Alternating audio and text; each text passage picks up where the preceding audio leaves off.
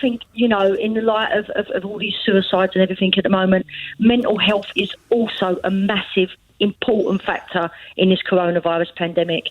And I think the staff at the supermarket, I think they can be a little bit more diplomatic when it comes to trying to enforce the rules, because people go in there and they might not be in the best frame of mind. They have but then the staff might, Lisa, I have to say to you, the staff might not either. I do think, don't we all need to cut, everybody needs to cut everyone else a bit of slack here? Exactly. Yeah. Exactly. Yeah, all right.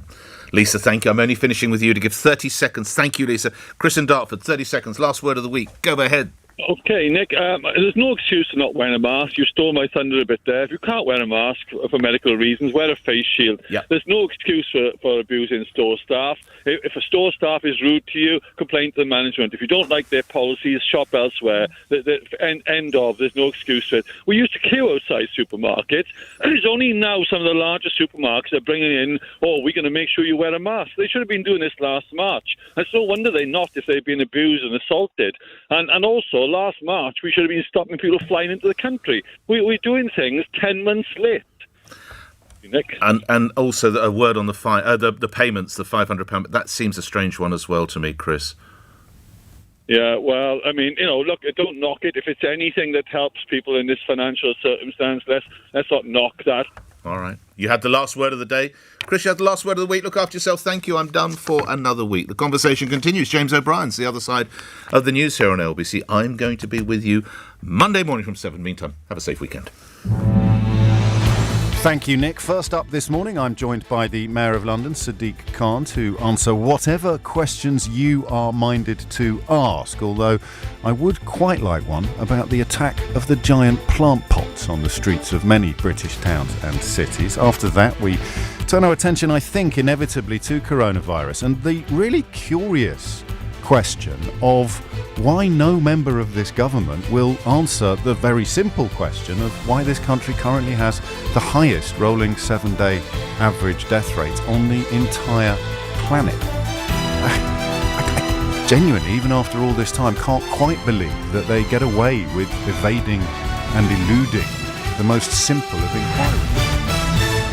On your radio, on Global Player, and Play LBC. Leading Britain's conversation. This is LBC.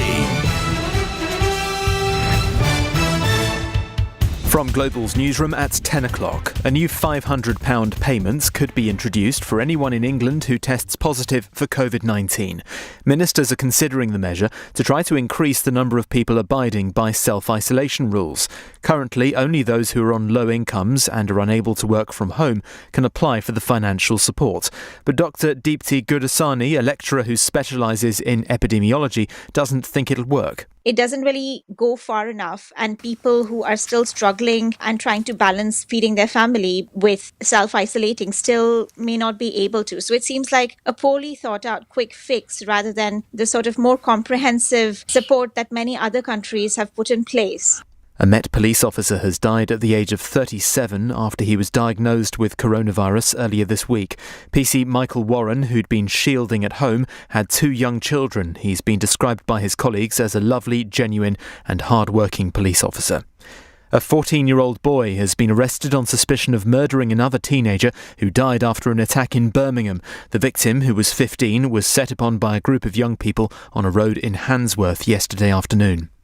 Floodwater is continuing to flow in a village in South Wales as the impact of Storm Christoph is yet to subside. Around 80 people were forced to evacuate their homes in Skewen yesterday. Phil Oram lives nearby and says he was fortunate not to have been affected. I've seen occasional flooding right down the end, 4-6 inches of water, but nothing like this. It's just started from 1 o'clock yesterday, and I think just stopped short of my house at about 6 o'clock in the evening. So we were one of the lucky ones. Several areas of the northwest of England were also affected by flooding. The Environment Secretary says preparations are underway for further wet weather next week. New figures show UK retail sales increased slightly in December. Stores were allowed to reopen briefly following the end of the second national lockdown in England. Volumes rose 0.3% compared with November. And the release of the next James Bond film has been delayed for a third time because of the coronavirus pandemic. No Time to Die will now debut on the 8th of October, 18 months after it was originally due to hit cinemas. In the city a short time ago, the FTSE 100 was trading down 35 points at 66.79, and the pound buys $1.36 and €1.12. Today's weather, a frosty start, then most parts seeing some sunshine, scattered wintry showers in the west and north, and feeling cold, a high of 8 degrees. From Global's newsroom, I'm Simon Conway.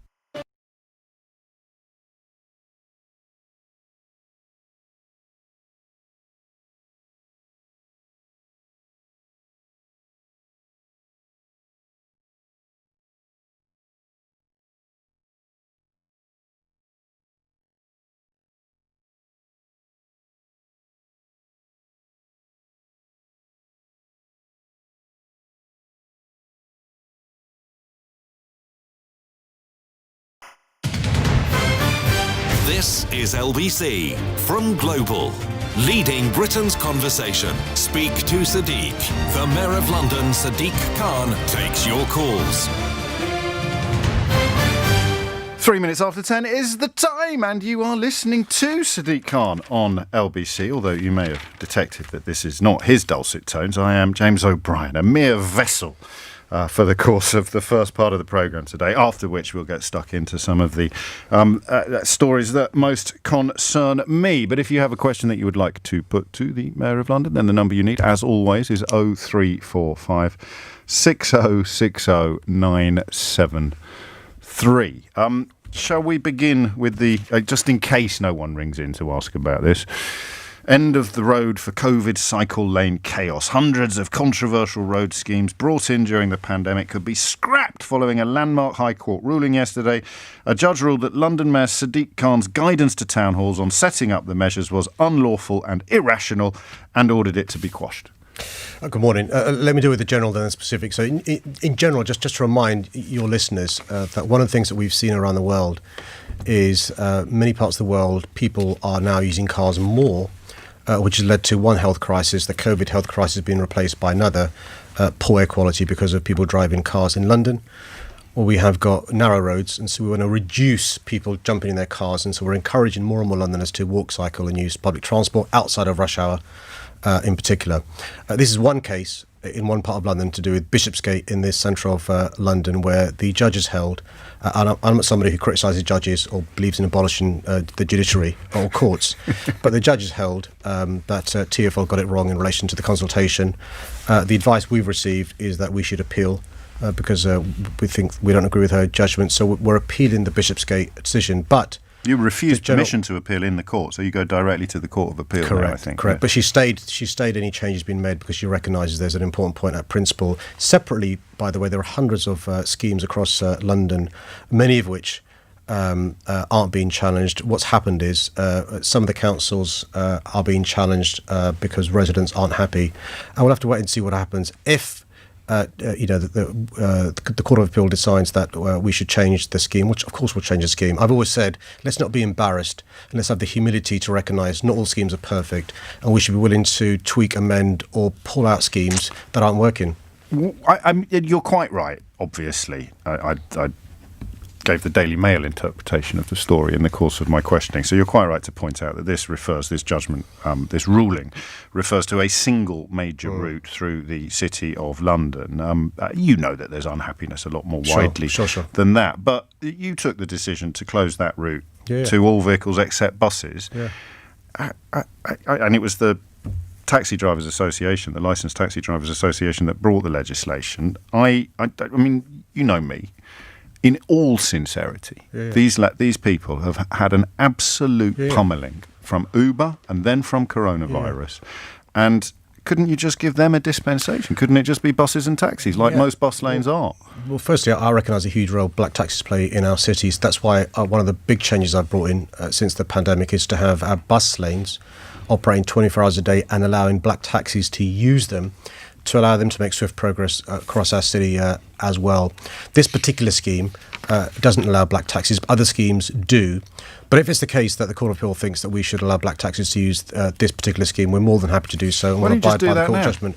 Because we're trying to discourage vehicles going in this part of London. Many of those taxis aren't. Come on, but many of those Sadiq taxis, Khan, the many of those cabbies taxis need a break. Many of those taxis are diesel. Sure. They're not the cleaner taxis. So we have worked with councils to make sure in parts of London that don't allow cars, they should allow zero emission taxis, because that's one But way. you could nip this in the bud now. You could just say no other cars allowed, but the taxis, goodness knows, they need a little bit of help. So for now, temporarily, Rome wasn't built in a day. We need to reduce traffic, but let the cabbies on the blinking roads. Yeah, I'm sure even you wouldn't say the reason why black cabbies have got fewer passengers is because of me. No. This is one scheme in one part of London. In most other schemes in most of London, zero emission You're taxis not answering are my allowed. question. Just stick this in with all the other schemes then. Well, let's wait and see what the Court of Appeal says. Why? Why not just do it now? Why not announce now to give me a scoop? You've never given me a scoop in all the years we've been doing this together. Why can't you just announce right now that the taxi drivers can drive up Bishopsgate? The reason why I've never given you a scoop, James, because unlike other politicians from other parties and other presenters, we aren't chums who have a deal. You're far. You just exploded Twitter. Scrutinise me far too But much. please, I mean, genuinely, I'm getting very sentimental about cab drivers. Of course you do. Because I and you grew up should. in Kidderminster, and they're like beef eaters. You come here, you sit on the fold-down seat. They've been absolutely mullered by a succession of events, some beyond their control, some perhaps not. You could just throw them this bone, couldn't you? And to be fair to the black cabbies and their trade union in particular, they would in private give us recognition for the huge steps we've taken to help them during this difficult time. This is one scheme where we'll let the Court of Appeal make its judgment. We are doing what we can without prejudice to our appeal to make life easier for black taxi drivers across London. So if the appeal were to fail and taxi drivers were allowed to drive up this part of town, you wouldn't be too unhappy then? Well, let's wait and see what All right, what we'll wait the Court of and Appeal see. says. I mean, I don't want to. But I still, if you change your mind before close of play today, then do feel free to announce it on this programme. You'll be the first one to know. Shall we go which to the is a nice segue to go to a caller, listeners. The first caller, who's not going to, or may give me a hard time, I don't know, it's from Barnes in South London. It's Angela. Good morning, Angela. Hello, good morning, Sadiq. Hope you're well. Not bad. Happy New Year. Happy New Year to you. So basically, just wanted to open up the conversation about frontline staff, as we are aware of, the NHS, the police, teachers, and myself as a social worker. So I wanted to drive the conversation with you to see whether social workers are going to be raised up the priority list for vaccine rollout, if we wish to have it. I am a black woman from the black Asian minority group, where I know that there's not many people taking it up. I will be having the vaccine when I am offered. That's what I wanted to open up the conversation on.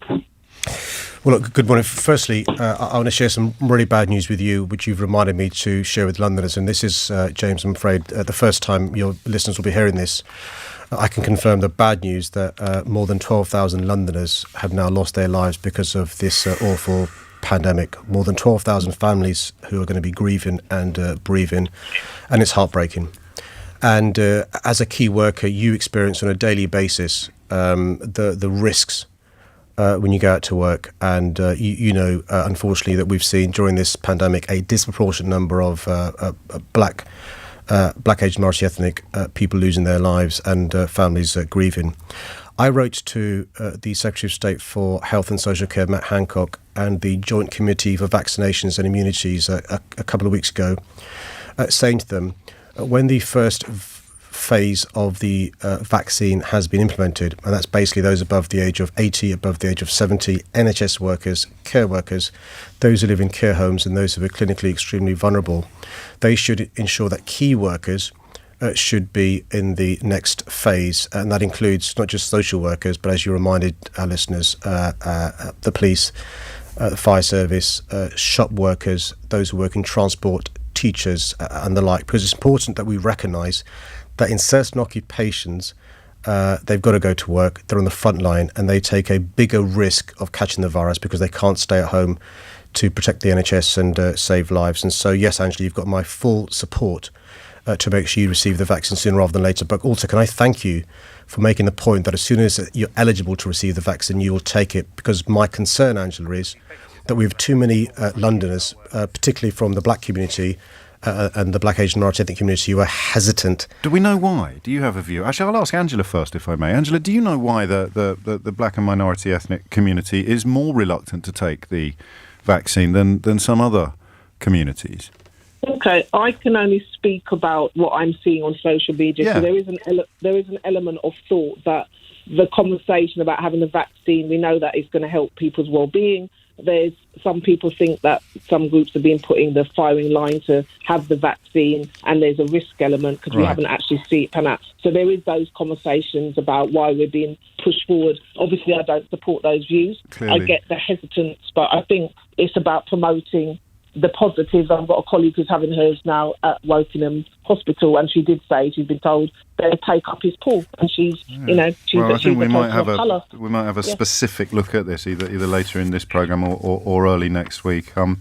Thank you, Angela. How much power do you have, Sadiq Khan, and who draws up this priority list? Because police officers perhaps should be in front of most people. Is that how it plays out? Do you have any say at all? Yeah. So today we heard the sad news from the Met Police Service that our first police officer lost his life, and our thoughts and prayers with his family. In fact, 3 members of the Met Police Service family staff have lost their lives as well. So we can lobby the Joint Committee to give the government credit. It's not politicians deciding, it's the Joint Committee of Vaccinations and Immunity.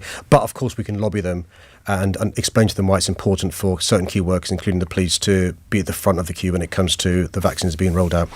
Angela, can I also echo James's thanks to you for your hard work on the front line as well, and for ringing in. The next call is also from South London. It's from Stockwell, and it's Connie. Good morning, Connie. Good morning, Sadiq. How are you? Not bad at all the better for being on James's show. The question is, I have... so many bus drivers have died in the coronavirus, and I can't understand why haven't they got the power to challenge passengers and who come on buses, without any mask. Yeah, so I think you were asked this last March. On this programme. Yeah. 2 things from last March that haunt me: the bus drivers and the borders, the airports. Yeah. But you're responsible perhaps for one and not the other. Yeah, well, actually, I've got views on both. So in relation to bus drivers, Connie, I'm afraid also, on the bearer of bad news, Connie, we've had a 38th bus driver lose their lives, the 38 families bereaving, who's a member of the family, mum, dad, his spouse was a bus driver. So we've done lots of things in relation to this for obvious reasons, because as James has reminded you, I'm responsible for this. We've looked into why we think it is that a large number of our bus drivers are losing their lives. You're right, of course, some of it is because people are breaking the rules, not wearing a face mask. But we asked the University College to look into this because we were concerned that we were marking our own homework. And there are a number of reasons. One is many of our bus drivers are in an age group where they're more susceptible to have more serious consequences by catching the virus, underlying health issues as well. But we've made sure that we're not inadvertently making them more at risk by making sure our buses are as safe as they can be. So we've got world-class enhanced cleaning, but also we've separated bus drivers from passengers by these Perspex screens. We've also made sure that there are particular windows open for better circulation. And you'll remember for some stage last year, while we're getting these works in, we stopped people using the front door. We've reduced the numbers of passengers who can use our buses as well, but also made sure that the bus garages and the places where they get to rest are clean as well. And we have trade union members as well as our own staff inspecting them to make sure they're as safe as they can be. We've also employed more TfL enforcement officers to make sure that the rules are adhered to. And as I speak to you today, I've got the latest figures which shows that the TfL have spoken to more than 128,000 people who weren't abiding by the rules. They've given more than 1,900 fixed penalty notices. They've stopped more than 9,000 people getting on buses and tubes, and they've ejected more than 2,000 passengers. And that's why it's really important that we all remember every time we don't wear a face mask, we don't keep our social distance, we increase the possibility of passing the virus on if we have it or catching it if we don't. 1 out of 3 people who has the virus won't realise they've got it. Does that answer your question? That's so important. Yes, they're so important. Well, Connie, you know that my dad was a bus driver. This is personal to me. Sorry? My father was a bus driver, so it could be my mum receiving a letter saying that, that with bad news. Absolutely. Yeah, this is so important, not for everybody who's on the bus, but I'm concerned about bus drivers as well. Yeah. Yeah, and thank you for your concern. I mean, there's not a lot, really, that could be done without putting another body on the bus to do the sort of policing or the security job, and that presumably would come out of the purse of the private companies that run the bus service. Correct. There's two things, James. One is actually there is no evidence. I don't want to give the impression I don't take it seriously, but there's no evidence that our bus drivers are catching the virus on the buses. Right. And one of the things that the UCL report was saying was that actually many of the bus drivers may have caught it before the lockdown or in the community, and many of the bus drivers who have passed away were shielding.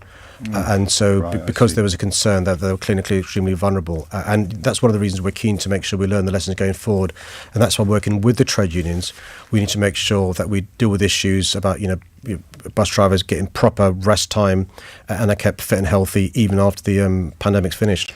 Do you have any insights into this story that's apparently been leaked from the Department of Health? £500 for everybody who tests positive. Is that...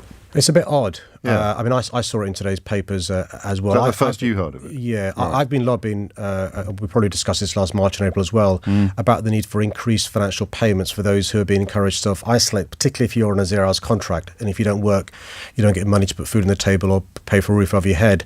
And there's a perverse incentive to go out and work when you should be self-isolating. So I've been encouraging the government to increase financial payments for those people. But I've not heard about this blanket.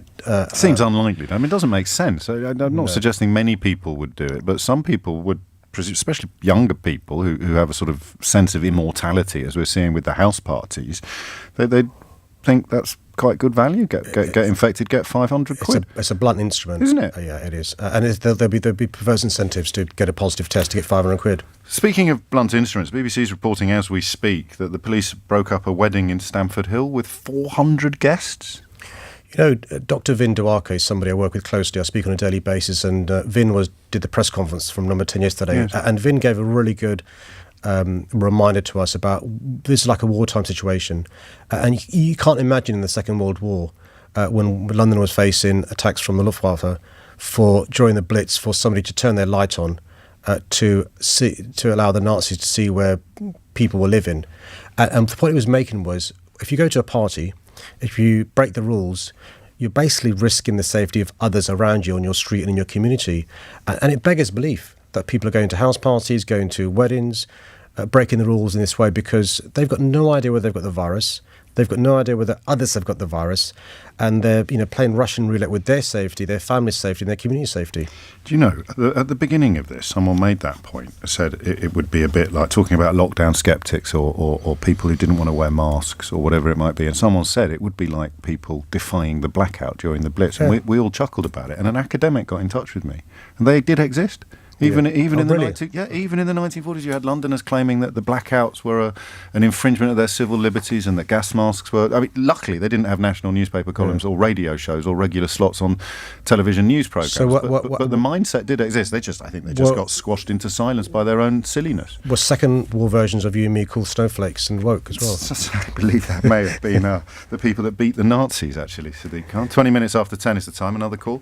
The next caller is also. This is great for me as a South Londoner. Also from South London, it's from Battersea, and it's Sandra. Good morning, Sandra.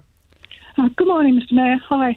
The question I was asking is why are we still having so many construction sites open in London at the moment? Because I live very, very near to one, and it's a huge site. There's a load of men men and women, working on the site. They're not social distancing maybe like they should, and I know it's difficult. They're still meeting and greeting outside, bless them. But it's also, using the undergrounds, the buses are getting plugged up. Is this not a big contributing factor? Because last time we closed them. Yes. And I know people have to work, and I've got every sympathy with that. Yeah. Well, and I just wonder why. Well, firstly, what's the consideration? Yeah, one of the things to remind everyone is that actually the health of individuals is linked with the health of our economy. You can't disentangle the two. Back in March, April, the issue was that places of work weren't COVID secure, and so we couldn't guarantee that going to work you weren't taking a risk with your life. What's happened since then is construction sites have worked incredibly hard to make sure they keep their social distance, they wear a face mask when they can't keep their social distance, and so forth. And so most places of work are COVID secure, and a lot of work's gone on to make them COVID secure. We've been speaking to construction companies, big employers, and the industry leader called Build UK to encourage construction sites to stagger their start time and the end time to avoid congestion during rush hour. And you'll have seen some pictures, Sandra, not in Battersea, but in the east of London, Canning Town and West Ham last week, where a lot of congestion on the underground because construction workers were starting at the same time, basically, as well as other big employers in that area, Amazon, Sainsbury's and one or two others. And so we've spoken to them again to remind them that if everyone starts at the same time and finishes at the same time and are using public transport, that can lead to rush hour being very, very busy. And so we are encouraging, even in construction, to make sure your place of work is COVID secure, but start and finish at different times to stagger the journey. Okay. I don't really see that actually happening too much. And I If suppose that's the case, next Sandra, question becomes who's checking? Good question. But as with the bus drivers, who is policing them? So in relation to construction sites, a number of people are checking. There's a construction industry who check, those who run the industry check, but also the health and safety executive.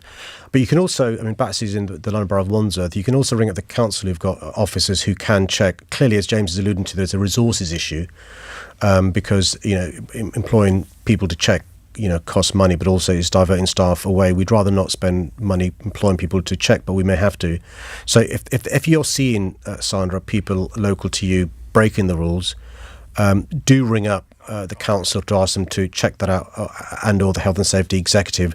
Don't think about it as, inverted commas, snitching or dobbing them in. You're saving lives by doing that. What's the score domestically? Are people allowed to have work done on their homes still? Yeah, if it's essential work, you are. So you are allowed builders into your home. Essential as in repairs. You couldn't do a fancy extension or something like that. Well, there is a grey area in the rules, and that's one of the reasons we've been lobbying the government. One of the things that I've been criticised for, in my view, unfairly, is calling the government to have... But you never get criticised fairly in your view, do you? To have additional restrictions, because the irony is this, James, the virus is worse now than it was back in spring. It's out of control. NHS is under more pressure now than it was back in spring. The restrictions are lighter. That doesn't make sense to me. And as Sandra said, construction was treated differently in spring than it is now. Actually, there's a good reason for that, because now places of work can be COVID secure. But actually, it's really important that we have the rules being obeyed. And so you shouldn't really be having people in your home unless it's essential. Thank you. Thank you, Sandra. I'm going to ask you a question. I'm going to choose my words incredibly carefully, even more so than usual, because as you mentioned back in March, we talked about airports. I think you expressed some unhappiness about the fact that people were waltzing through customs so easily, and they continue to do so for months. This week or last week, the government has ostensibly taken steps to close the borders more effectively, and those so-called travel corridors. My callers tell me that still arriving here is a much easier experience than arriving almost anywhere else in the world, but that could be anecdotal.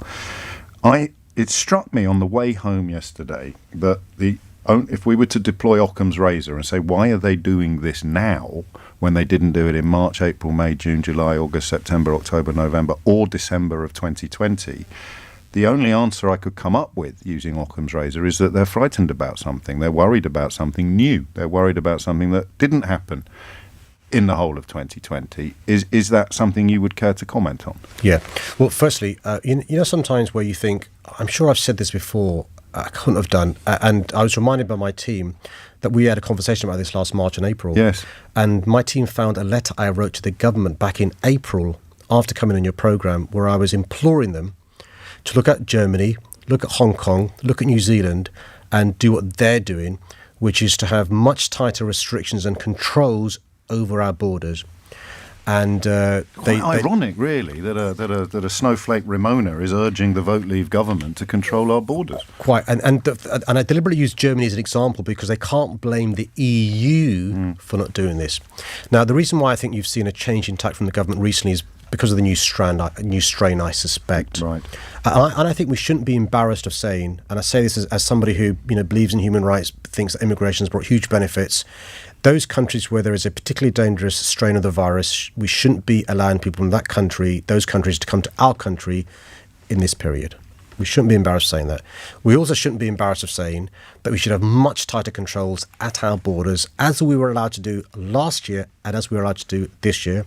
That includes not just tests before you arrive that are negative, tests when you arrive, and staying in hotels at or near the airport for at least a couple of weeks until we know that you're okay to go about your business. We've had until now, even now, people arriving in our country, getting off a plane, using tubes to go to home or to go to hotels in the centre of London. That just doesn't make sense to me.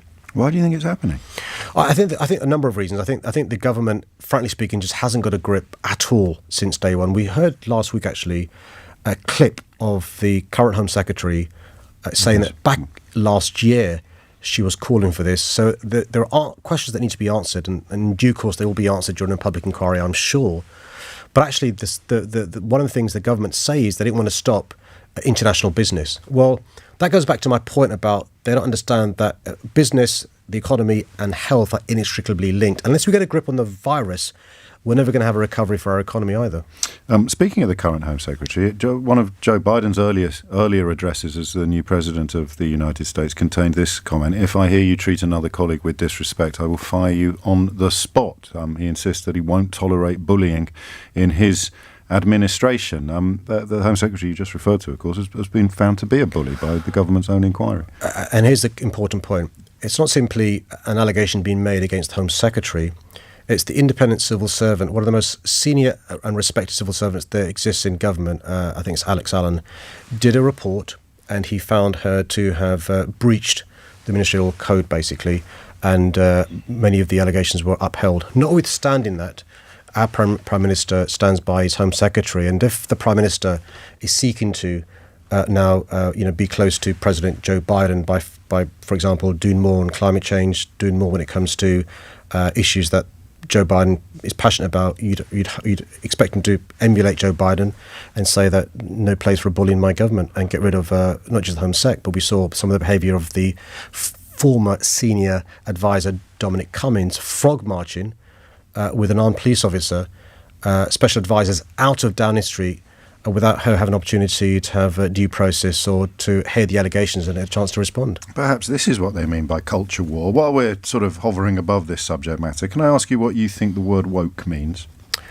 Well, if the word woke means somebody who believes in social justice and racial justice and being an ally of the LGBTQ plus community and being a feminist, I plead guilty. Should we crack on with the call? The next caller is from Hackney, so it's not just a South London domination. It's Dom in Hackney. Good morning, Dom. Oh, we've lost Dom. We'll go to Joe, who's in Grays. Joe, what would you like to ask the Mayor? Morning, Joe. Good morning. My husband's a key worker, and obviously lots of key workers within the NHS, local authorities, charity employees, care homes within the congestion charge zone are given the opportunity to be reimbursed for their congestion charge. He sometimes works days, he sometimes works nights. With the change in the congestion charge, even when he's on nights, he would have to pay the congestion charge. I wondered, as a key worker, is it not possible for him to be reimbursed to keep him off public transport and keep him safe? Yeah, just remind us how much it is, Joe. 15 quid. Yes, thanks, Joe. And what does your husband do, by the way? He actually works in security, so he secures buildings. Okay, sure. Well, thank him for the hard work he does. So, Joe, one of the things about TfL is we rely upon passengers to pay their fares, which helps us pay for our services. 72% of the services we provide are paid for by fares from passengers. And we also get lots of money from advertising and from our property, about 86% in total. That's basically dried up since last March, and so we needed to ask the government for assistance. And the government's given us some assistance, but attached conditions to that assistance. And one of the conditions they've attached is making me increase the congestion charge to £15 a day, but also the hours it operates from early morning till late 10 p.m. at night. And that's why your husband is caught in the congestion charge, whereas he wasn't before. I've managed to persuade the government to have some exemptions, and the people who are exempt, Joe, are those who work with clinically vulnerable people, so those who work in care homes or in hospitals, because they're in contact with people who are vulnerable, and we don't want them having the virus and making matters worse for those people who are clinically extremely vulnerable. That's why they've got the exemption.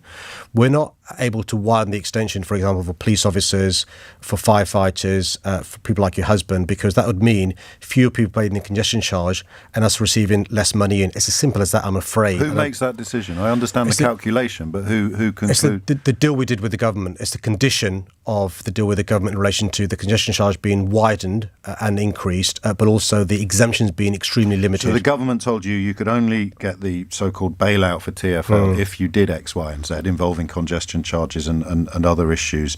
You said, well, can we at least exempt these people? Correct. And the government said yes, but you didn't ask if you could also exempt. No, there are conversations all the time about what exemptions we can bring in, about whether we can bring the charge down. We meet regularly.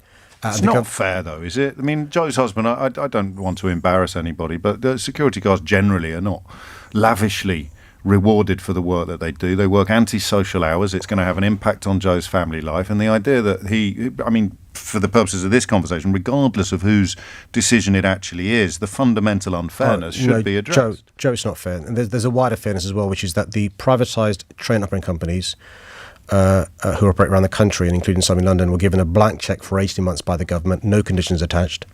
We get 6-month grants and there are conditions attached. So it's unfair on a number of levels, Joe. And I'm sorry for your husband, and I'm sorry he's got to pay the 15 quid coming in every But you're blaming it on Downing Street?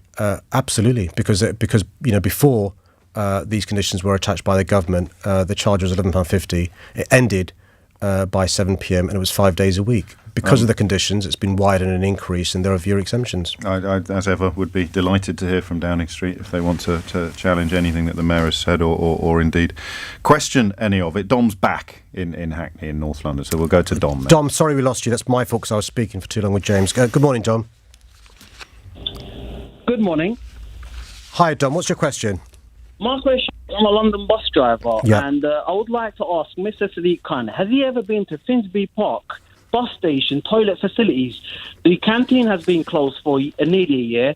They've put one of them construction estate toilets there, and the toilet's been last cleaned 2 months ago. Dom, I feel your pain, but there are dirty toilets up and down the country. I just wonder what question you want to move towards. On the TfL website, yes, you could go on there without having any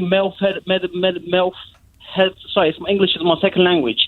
Without having any exemptions or anything, you could go on there and get a exemption badge without any checks about your health or your background. And you can download them from Amazon as well. But it is perhaps even more worrying that you can, according to Paul, to Dom, you can just download them from TfL. Sure. Let me do the 3 points you've raised, Dom. Firstly, I've been at Finsbury Park bus garage. Actually, I used the number 4 bus quite a lot. Do you use the lavatories? But on the lavatories and the canteens, that's not good enough, Dom. So what I'll do is I speak regularly with TfL, as you'd appreciate, but also the trade unions. I'll make sure that an inspection takes place and we sort that out. It's just not good enough. I can understand why the canteen may have been closed, by the way, because we're trying to reduce the places where people mix and mingle for obvious reasons that you'll appreciate. So we'll follow that up.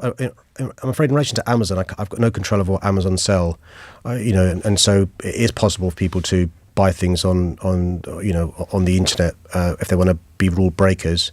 I'd encourage them not to. It's the point that James and I were making earlier on about the responsibility we have to keep each other safe. Only those who are properly exempt from wearing a face mask should wear a badge, not people who... It's the same issue, isn't it? Same issue. It's because, there are some sort of attention-seeking micro-celebrities all over social media boasting about having passes that they're not entitled to. Dom's point is actually a bit more serious rather than people for their vanity wanting to do that. What Dom's point is, people who should be wearing a face mask buy a badge to avoid the need to wear one. And what I'd say to them is, look, it may be an inconvenience wearing a face mask, but you could be saving people's lives, including your own and your families and your community. So put aside me lecturing you on the importance of responsibility and being a good citizen. You could potentially be saving lives, and the flip side is you could potentially be causing the loss of life. And anybody who's spoken to somebody who works in intensive care, high dependency units, our NHS, GPs, workers on the front line, or has spoken to a member of a bereaved family or somebody suffering from long COVID, just pause and reflect on the consequences if you're trying to flout the rules by buying an exemption badge when you're not eligible. But Dom, I will follow up the issue about Finsbury Bus Carriage and make sure we sort that out. I have to tell you, Dom's no longer there because he was literally waiting to drive his bus out of Finsbury Bus Carriage. But we'll make sure that the full content of your answer reaches him. Thanks, Dom, for ringing in. The next caller is from Brixton, and it's Rodri. Good morning, Rodri. Morning, Sadiq. How are you? I'm good, actually. Not bad at all. How are you doing? Yeah, not bad. I really hate to ask this, but is now the time to start mandating wearing masks in like beauty spots and parks and stuff? Yes. So, Rodri, let me be clear. Sorry, carry on. I beg your pardon. Please make your next point, then I'll respond. Well, I was just going to say that the government, the latest Public Health England study published on government website says that catching it outdoors is obviously highly unlikely, and that's been the message we've seen a lot in the media over the past couple of months. But unless there is close contact, and we've now got to the point where, you know, people's mental health is so important to them, they're going out for one walk a day. But we've got to the point where most parts in the parks that I see look like the M4 used to at rush hour. So Rodri, let me see. I don't usually discuss my personal life, but I've stopped walking my dog at the park because it's so busy. We go on the pavement walks because it's really busy.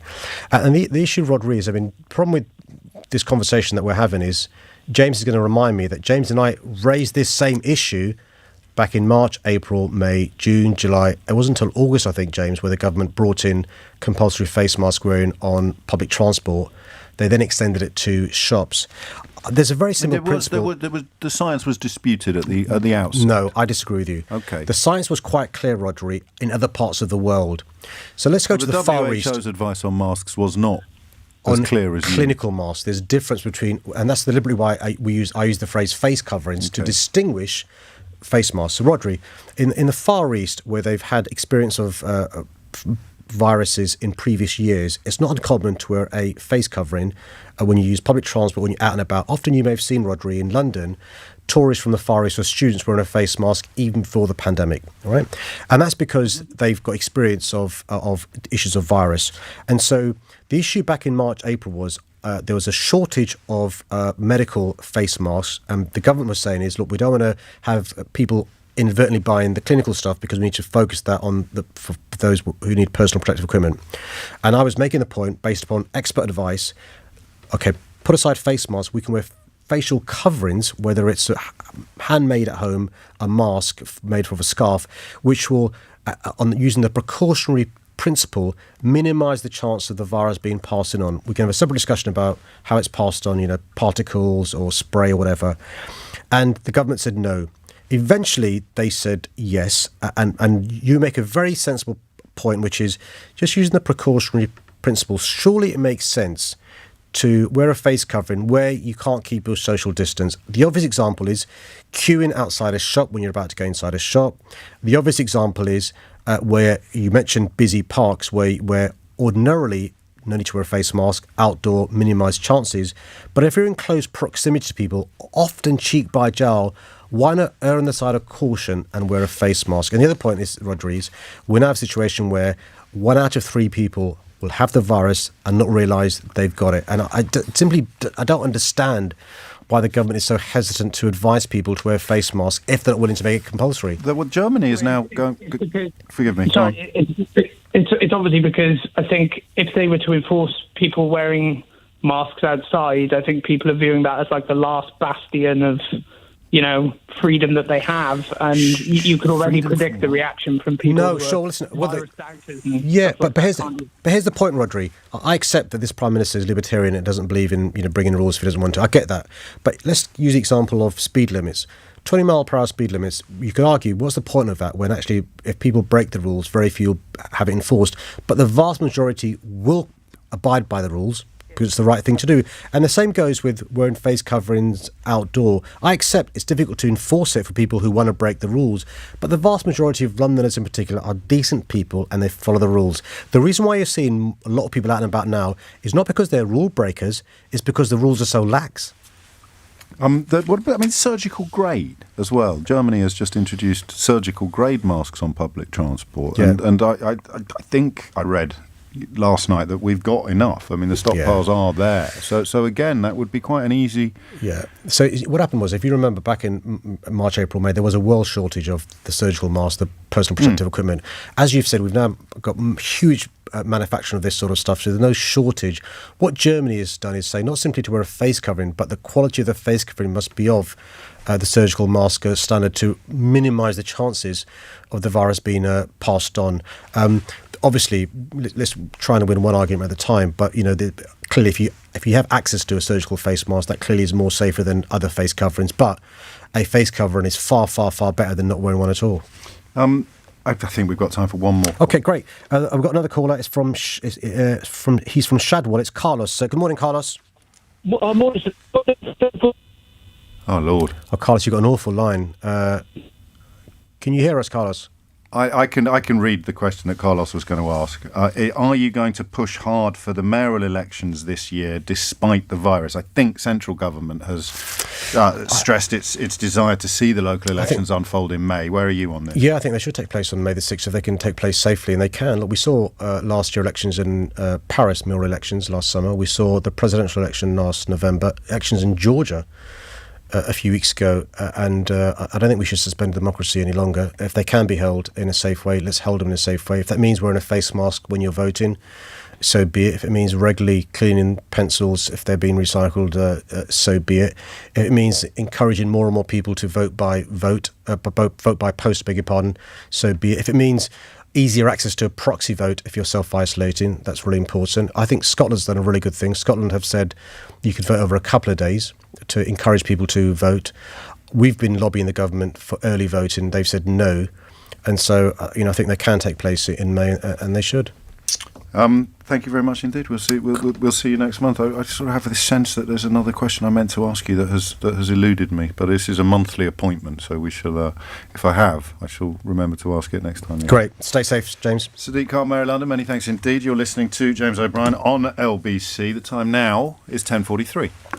Weekends at LBC with Andrew Castle. Professor Julian Savulescu is with me. Do you think that it is going to be a matter of law that we have to have had the vaccine to go to, for instance, a pub? Well, I think mandatory vaccination can be ethically justified if the problem hasn't been addressed by voluntary vaccination. There are some people who will recoil in horror at the very prospect that you're suggesting that the state can say, we're going to stick a needle in your arm. Andrew Castle, every Saturday and Sunday morning from 7. LBC.